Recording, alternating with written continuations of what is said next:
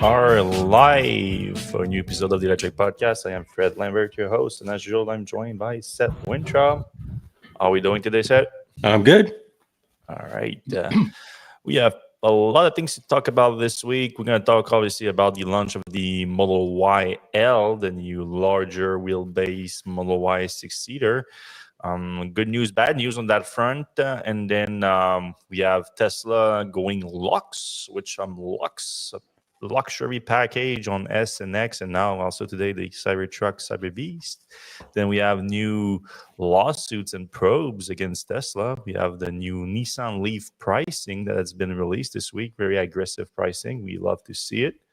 Then new BYD vehicle launching in the UK. And the UK is an interesting market because it doesn't have the same tariffs as the European markets on Chinese EV. It's one of the most competitive market out there other than for electric vehicles other than China. So very interesting one. And then a little Kia Hyundai news after that. New vehicle being produced, one being stopped production. All right, let's talk about the YL here, the large Model Y. We've been talking about it for a while. We first learned about it through an update in the app that confirmed that like a 2x2x2 configuration was being launched on the Model Y. We suspected that would mean a longer wheelbase because it would be very hard to do that otherwise. Sure enough, a few weeks ago, we saw the first filing with the MIT in China that gave us the specs, confirming it's about 6-inch longer than the 6-7-inch longer than the original Model Y. And now we get a lot more details to the official launch on the Tesla website. So here, first of all, here's a look at the second row here. So the second row, you have these captain seats, and the seats are updated. All the seats are updated and throughout the vehicle. There's like adjustable headrest now, which is nice. There is these back of the leg kind of rest, so you can adjustable leg rest. But the leg rests are normally they refers to the lower, the thing that goes lower, and there's another word for these adjustable ones. Do you know that, Sam? I don't know what that word is. Yeah, that goes back in your knees, basically. Like make sure that your top part of the leg is fully rested on the chair, basically. Then you have these armrests that are retractable. And those have been a little bit controversial because they kind of look weird where they're fully pulled out. And they kind of look like flimsy a little bit. I assume that the logic for that is for the way that they go, you can lie the whole seat down completely. So in order to do that, you kind of need retractable armrests. And Tesla went a little bit fancy with these electronic ones. So a hit or a miss depending on who you ask. Then here's a look at the third row seat with the one of the second row seat laid down. Now, obviously, big improvement for the third row seat. Still not like I would say super useful for adults. It's still primarily for children. But obviously, with the 2x2x2 configuration, the leg room is not so much of a problem anymore. First of all, you have the longer wheelbase, a little bit more space there, but also with the front seat not being a full bench, you can kind of straddle around the seats and be a little bit more comfortable like that. However, the issue with that is the head clearance. So you've seen probably plenty of videos online of people like sitting in it and like you see the head pops out of the trunk. Yep. Now the trunk this can be a little bit misleading because as you can see clear on this picture here, the trunk opening starts here if you see it from my arrow, but the glass is a little like a full like 2 or 3 inch deeper than that, so you can actually like fit your head a little bit bigger. But it's still very limited, and it makes more sense since you're slouching in the seat a little bit more and like straddling your legs around the front seat, so that makes you shorter basically. So that's how most people are actually sitting in it to make it look good on the height level, but it's still way better obviously than the current the third row on the existing Model Y, probably even Model X too. So the big thing that we learned about this is the pricing. So it's going to be 339,000 won, which is the equivalent of about 47,000 USD, which is about the equivalent of 3,600 USD more than the Model Y all-wheel drive long range. And this is also like considered an all-wheel drive long range. It's just with the larger wheelbase. That's more than the Chinese version. Yeah, you're right. So that's what I meant here. It's the equivalent of $3,600 more than so. So if you were like to put, I think I put it in the article too, but yeah. So if you were to add like this equivalent to the Model Y long range in the US, it would be about $51,000. So it would be around that price if that's where you were getting at. So pricing wise, not bad comparatively to Model Y.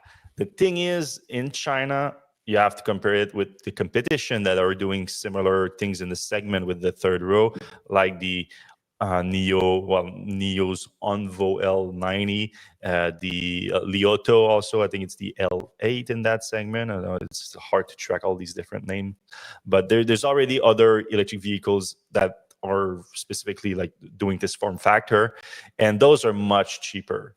So Tesla's going to have a hard time here, especially like we already discussed when it comes to Tesla in China.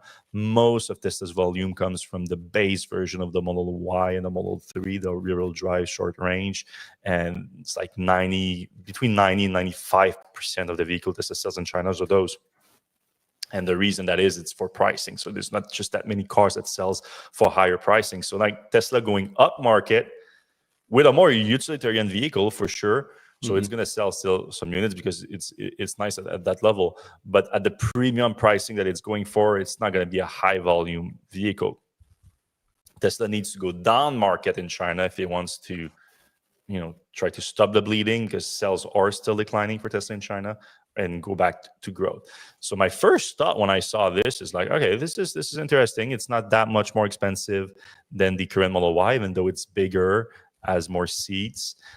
It still gets 751 kilometers of range, 466 miles. That's on the CLTC. So the way it looks like, it should be around the same as the Model Y all-wheel drive normal, with bigger battery compensate for the larger form factor.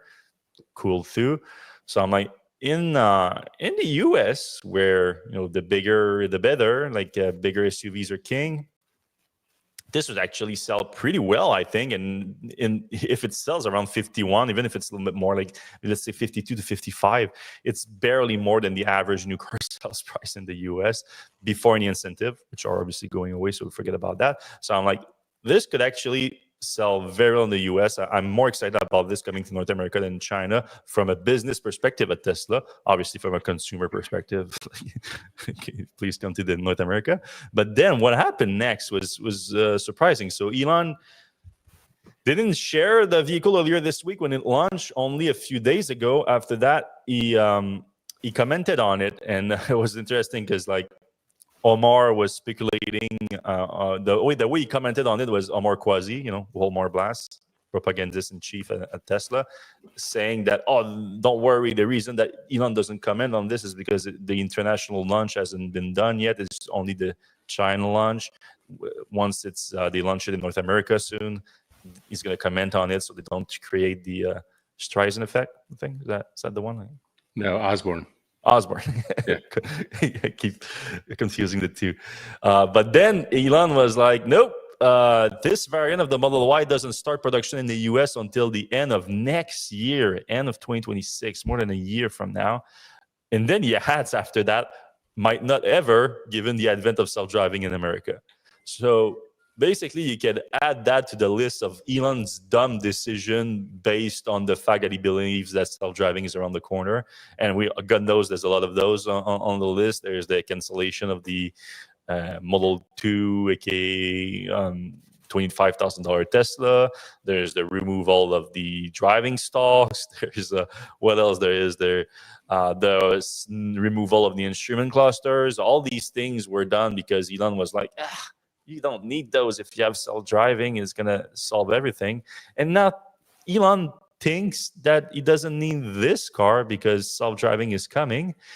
And this is the thing that hurts me the most, is that even if self-driving was to come next month, whatever, next year, whatever, this would be a better platform for robotaxi than the current Model Y. More seats, more space, more utility. Like, why would you not launch this and then put the robotaxi in there, which is already what's happening? Robotaxi is powered by Model Y in Austin, and they call it robotaxi in the Bay Area too, even though it's Uber, but it's also Model Y. So it's just a better vehicle set. What do you think? Yeah, I mean, I don't think one has to do with the other. Like, I think it's just not coming to the U.S. for probably budgetary reasons. He doesn't want people to make buying decisions based on it coming to the U.S. anytime soon. Maybe he's saying it's not coming till late next year and it'll come mid next year or something, just so people don't change their buying decisions based on waiting for it. But what a dumb move! Like, people in the U.S., the one thing that every automaker knows is that the U.S. likes bigger SUVs. Like, that's just, like, if you ask any international automaker about the U.S. market, what do they say? They're like, big SUVs. That's all they can, that's all they can sell. Yeah. So why this isn't being rushed to the U.S. is kind of beyond me. Do you think any of these will make their way to, like, Canada? Or, I mean, Canada's not really a big Tesla market at the moment. Yeah, not a big Tesla market, and if it's just produced in China, that doesn't make sense right now. Now, of course, there is Germany, and we are starting to get cars from Germany now. So if Tesla were to launch this in Germany, and he only mentioned US, he said this won't be manufactured in the US until late next year. So obviously, in the US, you need the cars to be manufactured in the US and not to avoid any kind of tariffs. So maybe they bring this to Berlin, but then if you bring this to Berlin, there's not as much a big market for this in Europe that there is in North America, so it doesn't make that much sense unless you're gonna export the vehicle to some other market, like you said, like Canada, for example. Do you think they're worried about cannibalizing Model X? I mean, yeah, you'd be worried about if the Tesla is the body cannibalizing itself. Right now, the Model X is like your fingernails, basically. It's like there's not much to cannibalize on. So I wouldn't be worried too much about that. But I did mention that too. Is like it does make the Model X a lot less attractive. But at the same time, Tesla, one of our upcoming story that I guess we can. It's a good segue. Is that Tesla is making the Model S and X more luxury right now, because they launched this new Lux package this week. That's how they call it. That is included, so it's not optional. So now the Model S and X comes with this Lux package that includes full self-driving, 4 years of premium. What do you call it? Premium service. Supercharging for life is making a comeback. I'm old enough to remember when Elon said, we cannot offer this anymore. It's not sustainable. We're stopping to offer it. I guess you can afford to offer it on a vehicle that sells like a few, not even like 10,000 units a year. So they're doing that, free supercharging, and then premium connectivity, which is worth $100 a year. So it's not that big. That big. Premium connectivity, is it for 4 years or is it for the life of the car? I think it's for the life of the car. Yeah, I mean, $100 per year on a, whatever. Yeah, it's not much. I try to. So I should lead with that. They increased the price by $10,000 also. So they are making this more like a luxury product. So now the Model S starts at $95,000, $110,000 for the Plaid, $100,000 for the Model X. So you're like twice the price at what the Model YL would be around in North America, I would say. So they're really making a difference between the two here, and $115,000 if you're talking about a Model X Plaid. But $10,000, obviously, full self-driving Tesla sells it for $8,000. I don't want to say it's worth that, but if you were going to buy it, then it starts to be a pretty good deal, because everything else would be worth $2,000 in the package. And obviously, free supercharging. I mean, free supercharging now, it's becoming more of a perk because prices are going up. So I was just talking to my friend Bastien, and he's planning to go to BC, and he wants to go to BC, and he just bought a Cybertruck, Ooh. and he loves it. So no judging here. He did the math on how much it's going to cost on the supercharger. It would have cost him $1,500. But now, and note that I just said he just bought a Cybertruck this week, and it's a Foundation series because those are still around a year after they went out of production. He bought a brand new 2024, built in 2024 Cybertruck, and he got a good deal while upgrading from his Model Y. It made sense financially to do it.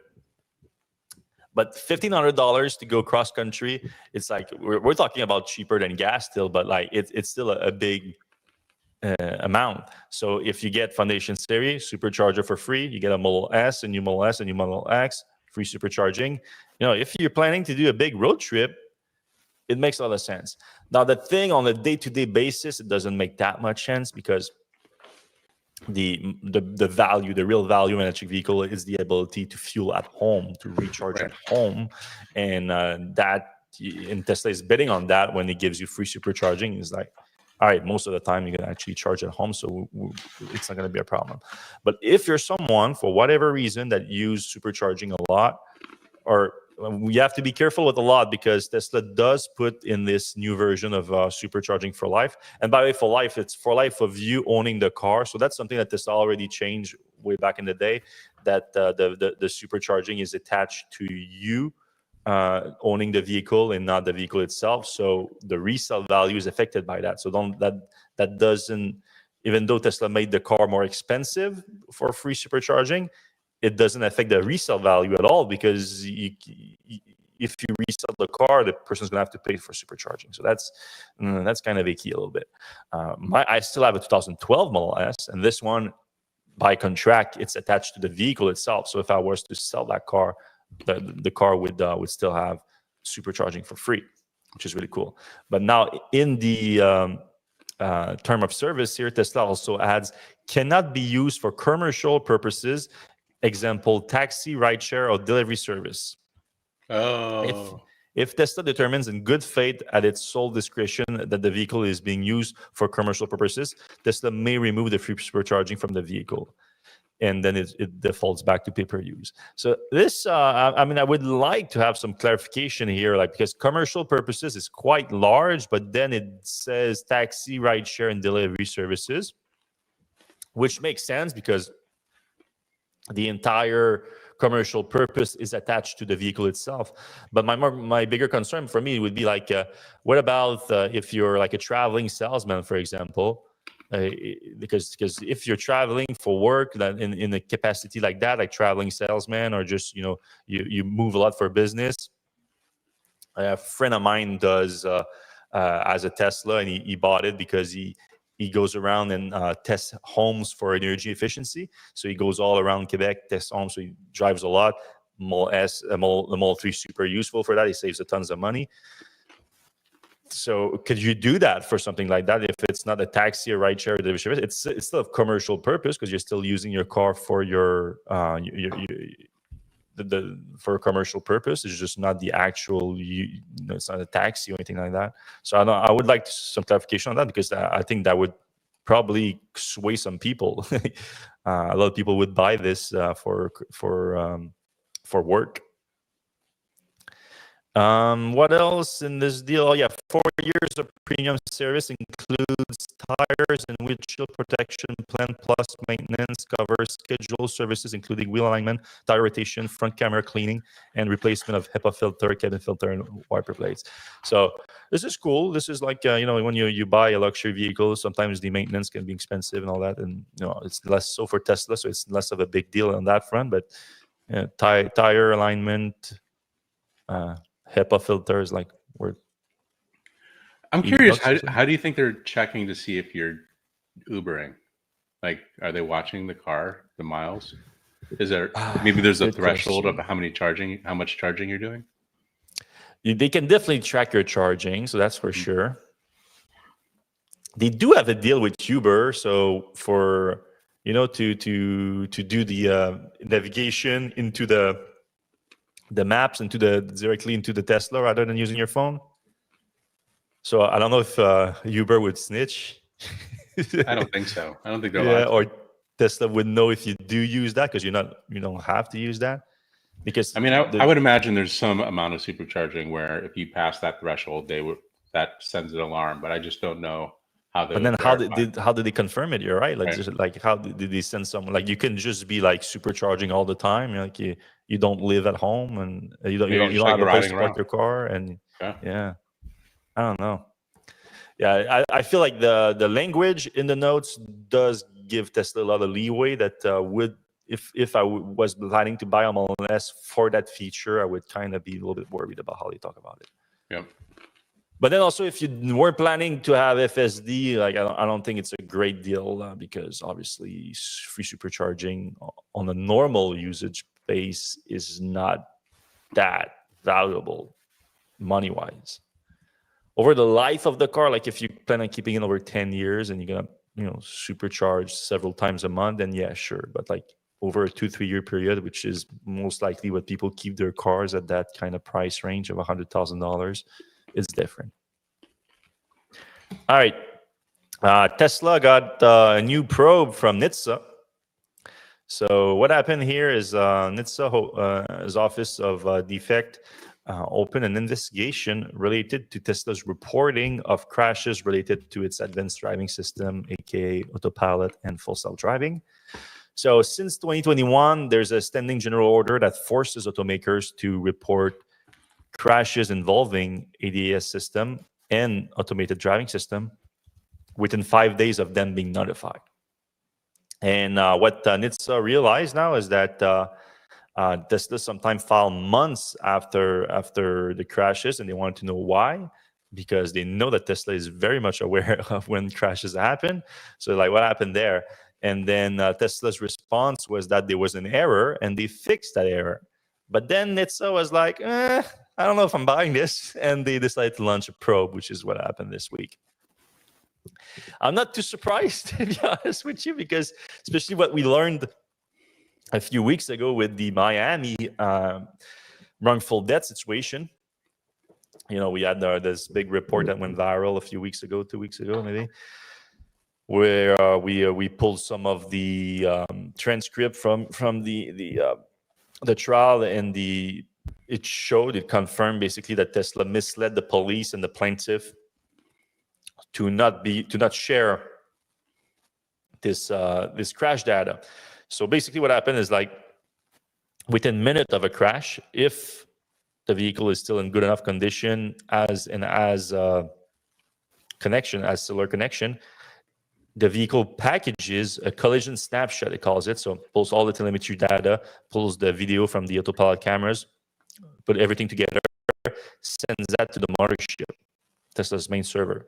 So within minutes of a crash, if those conditions are met, Tesla has the data. So Tesla has within minutes. So there's no reason for them to have months between that and releasing it to NHTSA. And then obviously learning from that accident that Tesla, when asked by the police to share the data, Tesla misled the police into sending them something else than the snapshot collision data. Then when the police wanted to pull it directly from the Autopilot ECU, Tesla coerced the police to bring it to a service center so that they could tell them that the data doesn't exist, even though it was still there. There was a lot of Tesla just not playing fair to the data. So I'm sure that when it saw that and then saw Tesla's answer that it was just a mistake, they were like, let us investigate more. And I pulled some of the data from NHTSA about that, and you can see here. So on the left, it's the crashes related to level 2 ADS system, while the one on the right is the automated driving system, which are 3 to 5, basically. Tesla is not on that list on the right because despite what it repeatedly claims on social media and what Elon has been screaming around everywhere for months now, that Tesla has level 4 autonomy and robotaxi, it doesn't on any kind of real world description of a level 3 to 5 system. but it is on the left on the level 2, and it is quite a bit. It is leading with 2,300 crashes related to Autopilot and full self-driving, because full self-driving actually also level 2 system. The second biggest reporting is GM with Super Cruise with 55. So a big difference. Some people would claim that that's because Tesla actually has the data, is notified, so it's forced to share. But plenty of other automakers also get this data. It's not new to Tesla. It's just that the better argument would be Tesla has more Autopilot and FSD mileage than any other system, which is true. However, Super Cruise is getting up there too, because they have like 500,000 vehicles with Super Cruise now, and they have over 750,000 miles of roads. So, it's getting a lot of mileage. Maybe not 7 billion like Tesla does with FSD, but it's getting up in the hundreds of millions for sure. So another thing to worry about for Tesla now, and Tesla has been trying to shut that down too with Trump. They've been trying to not have to report anymore, and Tesla is like doing a lot of shenanigans too, like redacting. They are abusing the redacting function for those reports, so it's hard to know anything about them because they get fully redacted by the time they're released. And then we have a new class action lawsuit against Tesla. So this one has been going on for a bit now, and it revolves around primarily Tesla's claim that it's hardware capable of full self-driving since 2016. All its vehicles have the hardware capable of it, and it's going to come to software update, and that has turned out not to be true. And there's been owners that have been trying to have a class action certified in California over this, and it's basically a false advertising lawsuit. It's as simple as that over those claims. It's been difficult to get passed through because, well, first of all, Tesla doesn't do false advertising. Doesn't do advertising. Period. So how can it do false advertising? So it has to focus on the marketing claim, on what's on Tesla's website, on blog posts, on the CEO claim, which is a bit different than a traditional false advertising lawsuit. So it was difficult to get it approved, but Judge Lin, has finally approved it with two different class of subclasses of certified people that can join the lawsuit. The first one covers California residents who purchased FSD packages between 2016 and 2017. So it's very limited. Then the second one covers FSD owner. We opt out of the Tesla arbitration agreement between 2017 and mid-2024. So that covers like most FSD owners, but you need to check if you opt out of the arbitrations they're going, because in the US, Tesla sneaks in a forced arbitration with all of its sales contract so that you cannot sue them if you're not happy for whatever reason. And you can opt out, I think, within like 30 days or so. Maybe depends on the state, depends on where you are, but you can opt out of it, but you need to let them know like on within a certain period of times. And otherwise, if you have a problem with Tesla, you go through arbitration rather than go through the courts, which Tesla believes is more suited for them. It's better for them. But this lawsuit this class action has been certified. It is moving forward. It's just it just happened just now, so we're talking about probably still years to go. How many lawsuits? I mean, there must be hundreds or thousands of lawsuits that are just piling up. Yeah, I'm still working on some things, but that I got while I was at the track last weekend. At the Monterey Car Week, I got the lawyers that won the lawsuit last month. They sent me a file where they show like all of the cases that they're working against Tesla right now, just them, just the single firm. And if I remember correctly, it's like 14 different cases. Jeez. I think 3 of them already been settled by Tesla. So Tesla was like, all right, I want to give it up on that. But like, I think 4 or 5 are set to go to trial within the next 6 months or so. And then you have a bunch of them that are still going through the entire process. So that's one single law firm, and it's the one that won that lawsuit. So yeah, Tesla is gonna be flooded with lawsuit. But all right, let's talk about they have the legal team. They have hardcore street fighting lawyers. Street fighters. Yep. And they're gonna need it. Yep. right, a little bit better news. The Leaf, we got the Leaf pricing. So the new Leaf, which, as we said earlier on the show, everything is going to SUV. Now even the Leaf is an SUV right now, or maybe a little crossover. I like it. Oh, yeah, I like it too. It's everything is going there. So it starts under $30,000 set before incentive. We kind of have to give the price before incentive because it is going away anyway. So the Leaf S Plus starts at $990,000. And 300 miles. $29,990. And it has over 300 miles of range, 203 miles of range, EPA estimated range. So that's becoming the cheapest electric vehicle, especially with 300 miles to get into, which is I very think impressive. the Equinox was the next one. Yeah. Does the base? Yeah, the base Equinox also has similar range, right? It's over 300. The base, I think, is not quite that high. But what's interesting is this might be the first electric vehicle that costs less than $100 per mile that it has on it. That's right.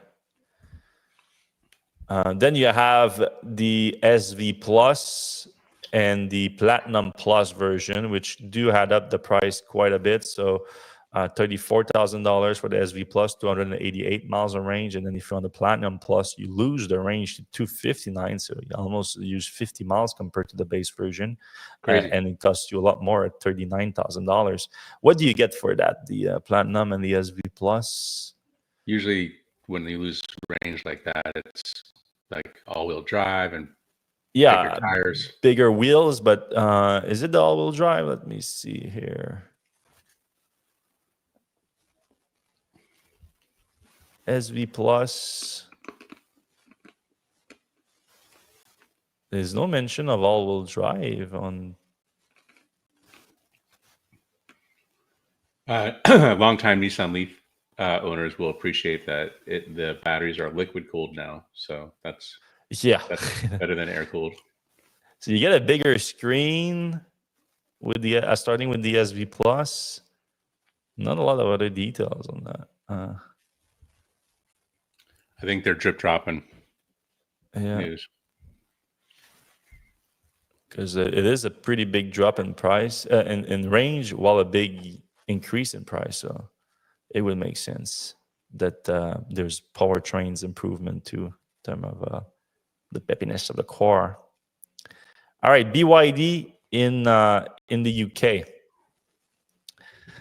Then we so 30 minutes into the show, we have still 3 more news articles to discuss. So we're gonna have plenty of time to talk to you guys. So if you guys have questions for us, you can put them in the comment section right now on YouTube, Facebook, and Twitter, and we'll get to it in just a few minutes as we get through these 3 more news articles. Starting with BYD is launching the new Atto 2. That's between the Atto 3 and the Dolphin. So it's completing their SUV lineup in the UK. And let me give you some pricing here. So BYD, the Atto 2 is starting at £30,850, which is the equivalent of about $41,500. So that does sound like a lot for a Chinese EV, but you have to keep in mind that includes VATs in the UK, which I think are like 20% or so. So it's not cheap. I think that the Model Y starts at like the equivalent of $51,000 in the UK. So you see, like that's about like I think it's maybe closer to 55 if I'm not mistaken. So it's like $10,000 to $15,000 cheaper than the Model Y, and it's still a fairly complete vehicle with 214 miles of range. So obviously not as crazy, but you can get the Boost version for basically 35,000 pounds, which is 47,000 US, and that's 261 miles of range. And the vehicle is a little bit smaller than the Model Y, closer to EX30 competitor, they would say. I wonder how much the EX30 starts. It starts at 33,000. Okay, 33,000 pounds. So it's about $3,000 cheaper than the EX30. Now, would you get that over an EX30? Now, that's a question. Look at the interior; it's like very sweet Nice. interior, very nice. The exterior is okay. I think I prefer the Volvo exterior to this, to be honest, but it's also not bad. You get a 51 kilowatt hour battery pack with the BYD Blade batteries in them. What else you got here? You got vehicle to load capacity, so bidirectional charging. You get the high BYD voice control, which are powered by AI, which is much better than most cars these days. Yeah, it's not a bad deal. It's really interesting. It's going to be really interesting to see how the Chinese do in the UK, because it's one of the rare markets where they're not as punished as like Europe or especially North America. All right, Kia started building the Kia EV4 in Europe. I did test the EV4 in Korea earlier this year, and I did enjoy the vehicle. It was a little bit smaller than EV6, very familiar to the EV6, but a little bit smaller, a little bit more nimble, a little bit cheaper, obviously. But now it's launching in Europe with production in Europe with the, I think it's in Slovakia, if I remember correctly, that Hyundai Kia is their plant. Yeah, Slovakia plant has started production of the EV6, EV4 with the 58.3 and 81.4 kilowatt battery pack, also vehicle to load too. And now it's, so we can compare the price of that too. So it's a basically 35,000 pounds, this one that starts in the UK. And it's going to be also available throughout Europe, obviously. Where Kia is doing pretty good with the EV3 also. And Hyundai with the Ioniq 5. Ioniq 6 is a little bit bigger and a bit more expensive, but still. And while Kia starts production of a new EV in Europe, Hyundai stopped production of an EV in the US. So the is the G70 from Genesis Hyundai, I think. Yeah, the GV70, sorry. JV70 stopped production at the assembly line in Alabama. Has been shut down since June, according to a report from Business Korea. And we've seen deliveries of that vehicle just slow down greatly in the US over the last few months. So it's not surprising. They've been basically liquidating inventory. There was just 15 deliveries last month. And now, apparently, there's no official comment, but based on those reports, Hyundai is evaluating its options between relocating production at the Georgia plant, where they are making the Ioniq 5 and 9, or maybe just importing them from South Korea, which would add a tariff to them, but might still be cheaper, especially at the volume they were selling, which I think was like 1,000 or so unit a year through the US with the tariffs. But it's not the biggest loss for the US market, obviously, on the EV sector, I mean.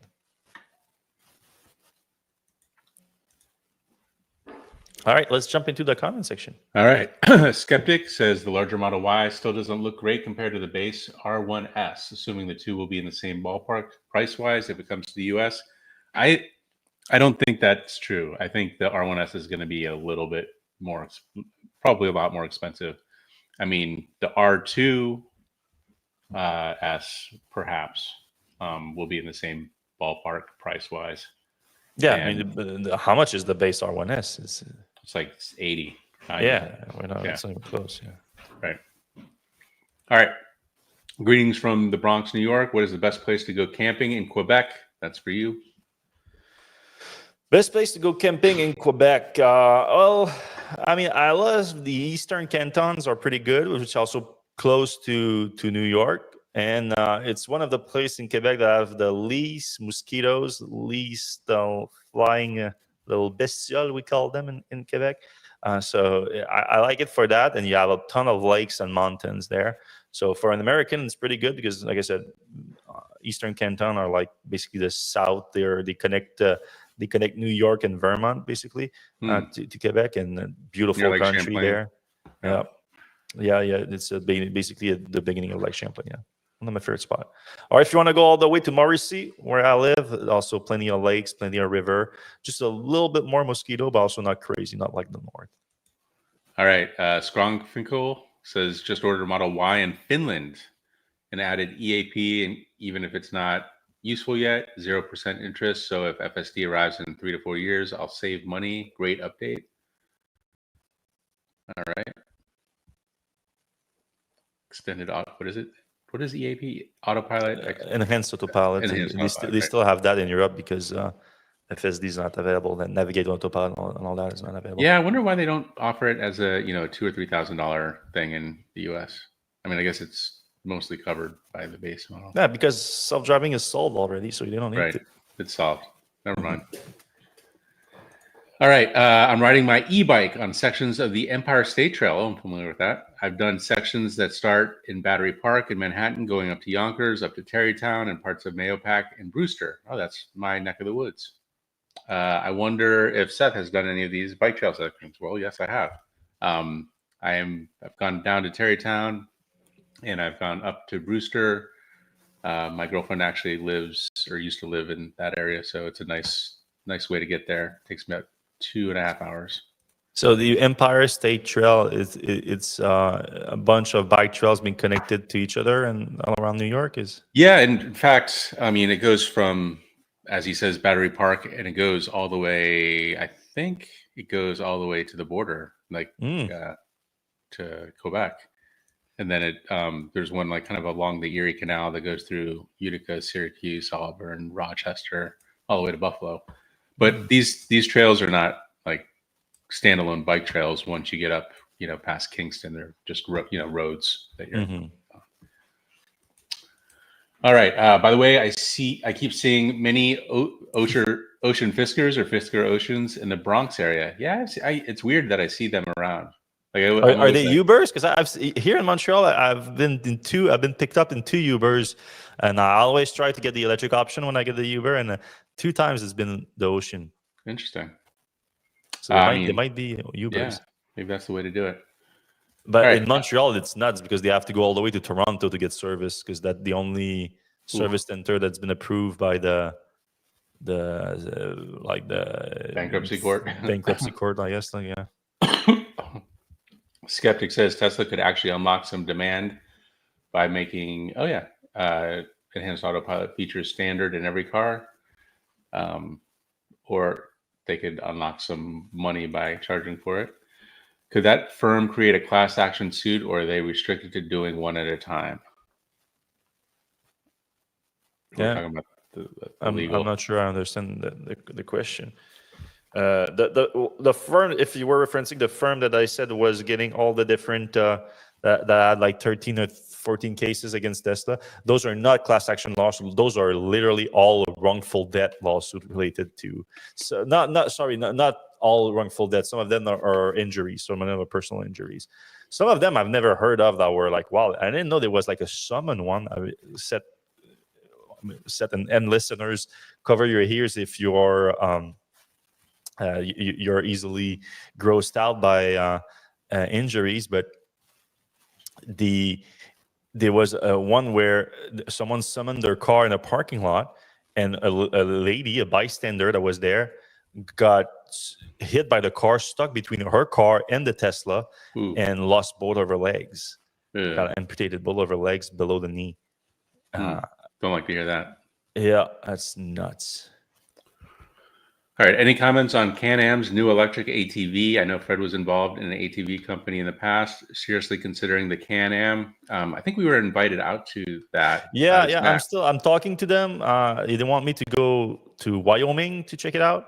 Yeah. I'm like, you guys are like 2 hours away from me. Can I just go check it out? Can you bring me one or something? Like go all the way to.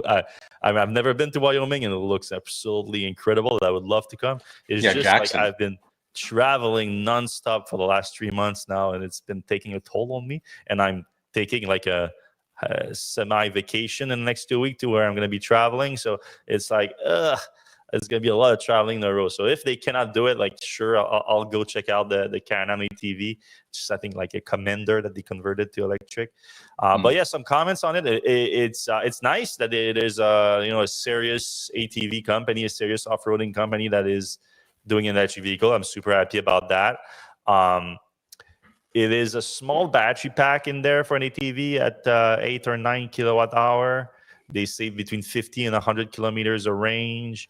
I think the 50 makes more sense, but at the same time, for most use other than trail and ATV, you don't need that much range. So there's still plenty of use cases for it. So yeah, I think it's gonna be a product that's gonna find a niche. I'm curious to check it out, and I want to see the pricing too, because the $13,000 USD. Then I want to see how much it costs in Canada too. But yeah, I might be a buyer really. All right. William Pisano says Leaf crossover looks great. 300 miles of range for $30,000 is amazing. Yeah. Yeah, I was thinking like what other vehicle would be close to that. The Bolt was selling for 26,900, I think, and that had 259 miles of range, so pretty close to that. But this is definitely a sweet spot. And the 2026 Leaf will not have all-wheel drive. SV has more powerful motor and bigger wheels, lowering range compared to the base model. Thanks for that clarification. Makes sense. It's still a big drop just for the bigger wheels, but I guess. Yeah. And bigger motor. So yeah, I mean, it's not an all-wheel drive, but it's one single motor that's just now bigger. So yeah. All right, this is an interesting question. KV says, "Hey guys, what are both of your thoughts on EV adoption rates in the U.S. over the next 5 to 10 years? With all the incentives gone and used EV prices so good, I find it very hard to recommend over buying used." What are your thoughts there? I mean, yeah, most people buy used cars, so that's something to keep in mind too. So the new car market is for a different class of population, like people that have different level of income than the used car market. Now, in terms of value, you're right. I think used car prices, used EV prices are interesting right now. That said, a lot of that is also because of the incentive on the new car prices that reduce the price of the used car, and the used car on top of it. If it was below $25,000, you get another incentive on top of that. So both markets are going to be hit pretty hard, I think, from the removal of the tax credit. So how do EV adoption look in the next 5 or 10 years? I think it's going to pick back up quite a bit in the next. After a slump, I see the slump lasting like 12 to 18 months before going back to growth. And mainly because, demand being pulled forward into Q3, so that kills Q4. And then, the lasting effect of like, if I would have bought an EV before that, there would have been an incentive. So that hurts part of the demand for a while. And then also the incentive from automaker side to actually make EVs available in the US is greatly reduced. So that also reduced demand. People buy what's available, and if it's not available, it's not going to be there. So yeah, that will last, I think, at least a good year. Let's say a good year after that. So I can see like maybe starting in 2027, things start going back to growth slowly but surely. And then obviously, depending on what happened in 2028, that could, I think if there's a change in government, I think it's also going to come at a time where the U.S. realizes just how far behind they are left with the EV world going electric, the auto industry going electric in Asia and Europe, and they're going to want to do something about it. So I can see a big ramp up from there, but where it's going to be. So right now we're hovering close to 10%. Q3 is probably going to be like 12-15% just because of the crazy boost. Then it's going to probably go back down to 10%, below 10% for next year. And I don't know. I mean, I guess maybe, but I kind of feel like they're going to drop some prices, and I feel like the people who like EVs are not going to. No, that's for drop sure. Off. Let's say around 10%. 10% sounds right. Yeah, so 10%, and then 2027, 12, between 12 and 15%, and then after that, again, depending on what happens, 2028, it could go up pretty easily to 20+%. Yeah. But the rest of the world is going to be at 50% by then. So, and China's for sure going to be at over 50%. A bunch of European markets are already over that, but as a whole, probably going to be closer to that by 2028. It's and more importantly, like the automakers outside of the U.S. are going to be at scale with EVs, so they're going to be able to make them inexpensively. And the domestic U.S. makers are not going to be at scale, and they're not going to. And theoretically, if a less hostile to EVs administration gets voted in, there's going to be a problem because the Koreans and even the Europeans are going to be way, way, way more ready for EVs at scale. For the hearing right now, like I was just with Honda Acura last week, talked to executives, and from what I'm hearing, like they're not being dumb about it. They're like, we know that things change pretty quickly in the U.S. on the political spectrum. Like it's a revolving door, and we see what's happening in the rest of the world. So obviously, what they are aiming to be is like flexible. They want to be flexible, so they want to not see their cells being destroyed in the US on short term, but they also see long term everything is going to EV. Like Honda, for example, is a good one. Like a few months ago, they had this big thing where they are like, we're going to slow down our EV effort, and we were really critical on that. But the thing they keep hammering is like, our goal hasn't changed. Our goal is still like all electric by 2050. And everything is just the ramp up to that is going to be slower. That's what they say. All right, we have a last one from a skeptic that says that 50 miles. Well, I said 50. It's 50 to 80 kilometers. That's a bit different, but yeah, for a small farm, it's perfect because you don't need more than that. Like I said, other than trail, you don't need that much range in an ATV or UTV. All right, KV. Last year, Bloomberg NEF forecast for 2030 EV sales was 48%, and Bloomberg NEF has always been very low. Yeah, they dropped to 27% this year's forecast, while the rest of the world continues to grow steadily, leaving the U.S. behind. Yeah. I mean, now I'm kind of thinking, 27%, 2030.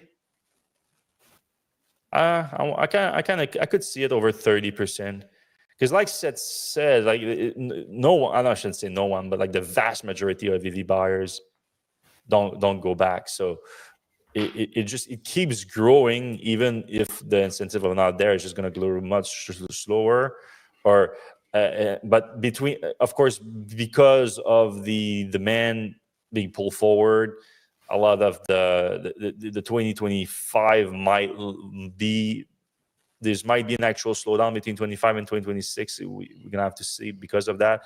But technically, like the actual real demand shouldn't drop that much. It should just slow down and then pick back up again.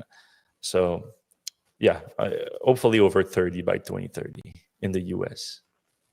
Yes, the world's going to be like gasoline car sales won't matter like anymore. It's going to be what we also sell a little bit of as we go through EV. It's like horses back in the day. Right. We love horses. They're still great. It's just, I mean, that was great Autopilot on those things. Yeah, I guess we didn't talk since I went to the Pebble Beach too, because I was at the Monterey one, but then there was Pebble Beach on Sunday. Damn, there's some rich people in the U.S. Jesus Christ, what the hell was that?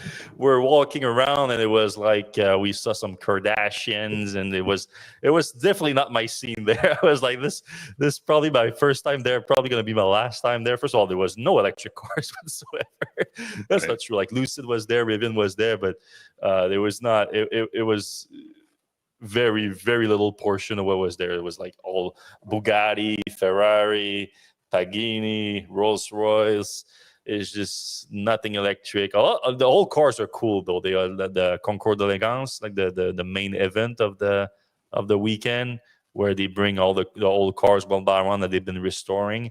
That was nice. It's cool to see people like just taking care of these vehicles and having them fully restored.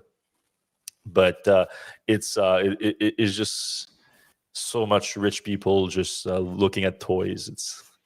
It's a weird place to be. Yeah. All right.